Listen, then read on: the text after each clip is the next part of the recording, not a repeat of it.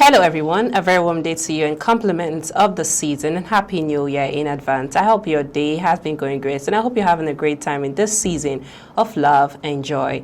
I remain your humble host, Becky Usoro. It's that time of the show, Citizens Dialogue on First Nest News Protocol. So we discuss trending and interesting political topics. Joining me on set to have this conversation today is King Sujalo. Sit back, relax and enjoy all we have for you on this beautiful segment.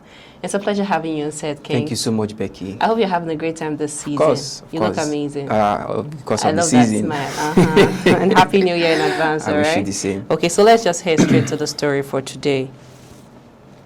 I will not be vice president to anybody, Peter Obi declares. Okay, Peter Obi, former Labour Party presidential candidate, has reportedly ruled out being a vice presidential candidate in the 2027 general election. The statement is being interpreted as a signal of renewed presidential ambition, internal party confidence, and a challenge to opposition coalition talks ahead of 2027. So now the question is this: what is the political significance, of this statement? Because he has already come out to tell everyone that, okay, no, he has not really, he hasn't made a statement fully, but he is saying that he's not going to run for anything beyond the presidential candidate. So what's your take on this story? Well, the former governor of Anambra State, Peter Obi, is actually trying to prove himself that he has the capacity, to become a president. That is what that statement really clarifies. Okay. You understand? And recent news of him, the campaign to the ADC and stuff like that has really also made him emphasize more on this. Okay. You understand? But as it stands, we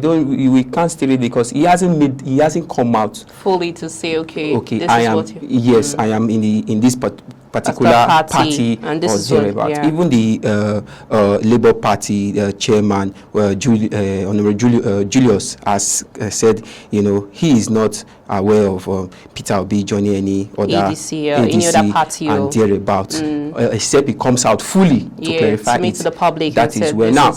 Okay, even if he's going to the ADC or be it in the Labour Party, now we can say the fact that he came out one time as a presidential candidate under the Labour Party election. So I don't think at this stance why he want to be a running mate under anybody, even if he's going to the ADC, because the opinion of people are like, if he enters the ADC, if he goes into the ADC, definitely probably he will be the running mate under the former vice president. Allegedly, we're not so sure about that. That is what emphasis are running through the air. Definitely he will want to be under. But that's why he has come out to say that to clarify that he's not going to. So I think the minds of Nigeria should not be so to that aspect whereby they are trying to place the former governor of Anambra State, that is Peter Obi, in a position where he does not he has not fit in or he has not placed himself. Because to me, if he has the capacity to be president. Okay. Just as we all know, he has one time run, and him being the governor of Anambra State, since 2026 to 2014, definitely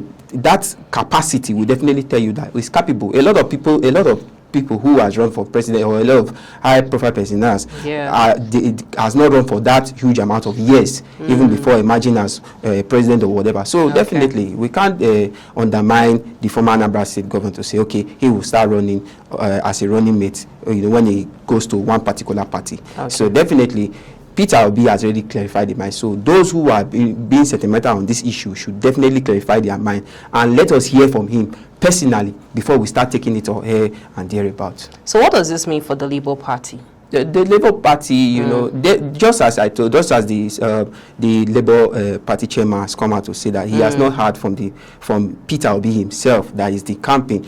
Definitely, there should be not much pressure on him in that party. You understand? Because currently most Nigerians, even me myself, I don't even know where he stands. If he's still in that Labour Party or thereabouts, fine. The Labour Party has said, okay, they don't know, but he claimed he's still with them. So I think there should be encouragement. So he's assuring supporters that they should still remain committed. Yes, and even those the obedient supporters and thereabout, they are still fully backing him up under that party platform. So it would be best, to me, to my own suggestion, it would be best if Peter Obi remains the Labour Party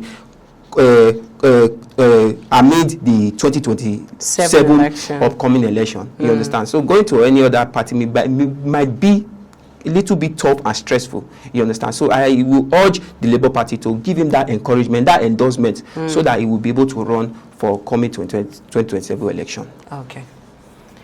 It's still the show, Citizens Dialogue on First Next News Port Harcourt. Let's go for a short break. When we return to bring to you more details.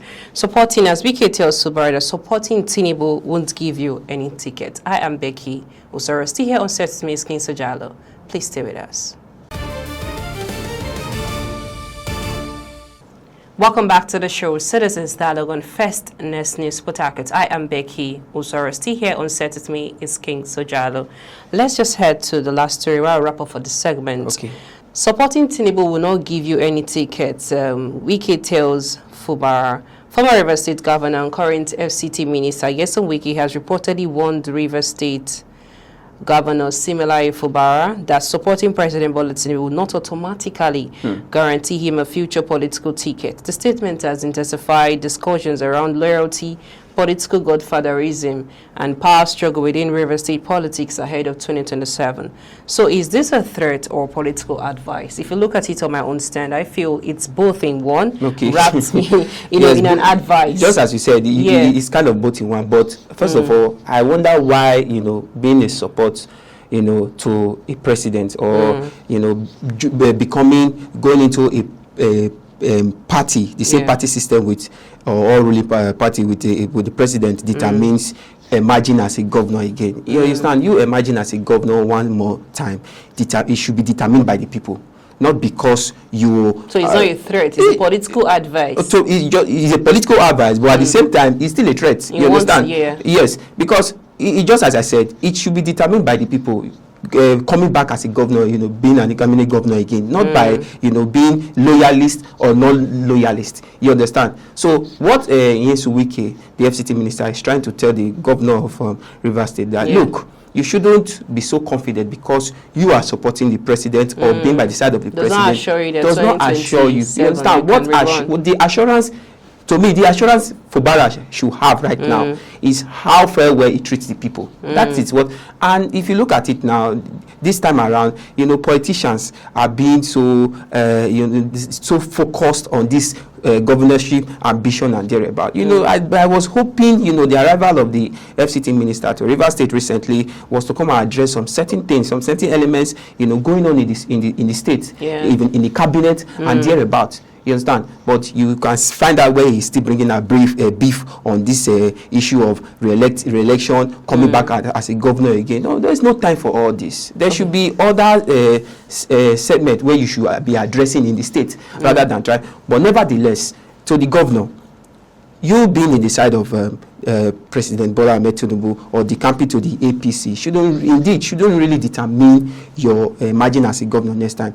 You should focus on how you build the states, bring more development, and see if these people definitely will not elect you back into seat again. That is if we will be having free and fair election in the country. Definitely if it's free and fair. As a governor, you've done the actual thing. You've taken your mandate as a governor, done the accurate thing. Definitely. Why would the people elect you? So still in that statement, sorry to interject, is Wike saying, I still own Rivers, politics? Now, from the look of things and from the look of his statement, definitely what I want to say is trying to claim godfatherism. Okay. But nevertheless, Wike should also know that, look, the state does not belong to one man. So if you say godfatherism, so is this democracy or godfatherism? That is no more democracy. It's like you are trying to put people in positions, you understand, so that they can start paying homage, which is which is a step that would definitely crush democracy in a particular country or system. You understand? Which is what Nigerians are facing right now. You understand? Oh, because I brought you out into power, I enabled the people elect you into power, so you must make sure you follow my lead. Come on. What about if this lead are not what the people desires? What about if this lead, that is the question the FCT minister should be, or any other high-profile president should be asking himself, what if my lead would not favor the people? But no, they are not thinking about that. They are thinking about, okay, this is me, this is what I did, and this is what I should get in return. So I think the FCT minister and the governor of Rivers State, that is, we're talking about the lives of Fubara, should really put their differences aside and focus on the state. You understand? Does supporting Tinubu weaken or strengthen Fubara? Well, in most cases, when he decamped to the APC, we could see that he automatically became the chairman of that. It would help, but locally. Exactly. Now, in this case, we would definitely say he has given him full, how will I say, full backup. Nationally, we could say, but locally, looking at what's happening in River State, we're not so sure that, yes, okay, Tinubu, whether you're supporting Tinubu. Yes, we determine. Yes, to determine. That is what we are saying right now. So, Fubara, on the other hand, still has a kind of, I think he has this kind of mindset that, okay, I'm fully backed up. You understand? My action of supporting or decamping to the APC is a clear determination that, yes, I will emerge as governor and thereby. So there's a kind of confidence in him because of his action towards the president. But nevertheless, he should also know that there are some people who are not in support of that system, and he should be able to, amend with the system that will favor everyone. So does this affect, Governor Fubara politically? In one way or the other, it affects him. In one way or the other, honestly, it affects him in the sense that if he keeps taking rules and regulation, just like I said, might not favor the people, definitely, because it will reflect on it, and definitely when you are taking one side and neglecting the others, which is the people, definitely there will be flows, and you might not have that full support you want, even if it is being scrambled politically. So could this deepen the crisis, Of course, it will, because the people will definitely not be in support. There will be no, because when the people don't stand by you, what else do you gain? What else do you understand? Even if there are other godfather and people who are standing by you, but when the people are out of your way, definitely that is no more political. That is no more a political system. That I don't know how to describe it, but it means that's the failed government. So your last statement, what's your advice looking at what's happening in River State now with the statement that the FCT minister have come out to say? My advice goes to the governor himself, Governor Fubara. You shouldn't keep listening to people who are giving you side talks and thereabouts. Focus, do your continuous do your continuous administration. Continue to work on the development of River State and see. We are not talking about being in the APC right now, being in the PTB. Nobody's talking about that, and nobody's having ego on him concerning that. Everyone has the right to the camp, but just continue your purpose why you were elected and see if the people will not raise you up once more. In 2027. 2027, exactly. Thank you so much, King Sojalo. Thank you, Becky. Thanks, everyone. That's our show for today. Citizens Dialogue on First and Esteemed Port Harcourt. I am Becky Osoro. Compliments of the season once again, and Happy New Year in advance.